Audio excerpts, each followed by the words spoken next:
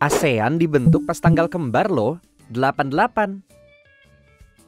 Pendirinya ada 5 negara: Indonesia, Malaysia, Filipina, Singapura, dan Thailand. Baru deh di tahun-tahun berikutnya 5 negara lain ikut gabung.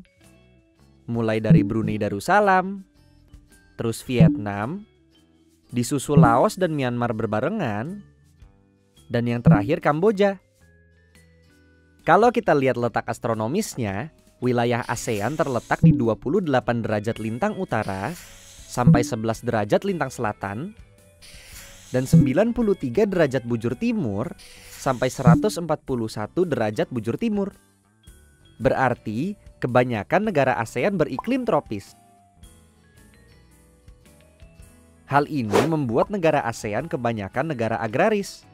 Bisa dilihat dari mata pencaharian penduduknya dan komoditasnya. Kalau dari bentuk geografisnya, negara ASEAN punya 4 ciri-ciri. Pertama, compact. Bentuknya hampir lingkaran seperti Kamboja. Kedua, fragmented. Bentuknya kepulauan terpisah-pisah seperti negara kita, Indonesia. Ketiga, elongated. Bentuknya memanjang seperti Vietnam. Keempat, protruded. Bentuknya lebih beragam, tapi biasanya membentuk tangan yang memanjang. Contohnya Thailand. Nih, bagian yang ini mirip tangan. Mau tahu lengkapnya? Belajar aja di Saya Bisa. Download sekarang. Teman-teman penasaran nggak? Kayak apa sih bentuk kerjasama antar negara di ASEAN? Ke-10 negara ASEAN bekerja sama dalam 3 bidang.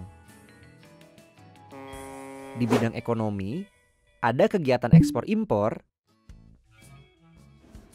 pengiriman tenaga kerja, dan mendirikan pabrik untuk proyek industri bersama.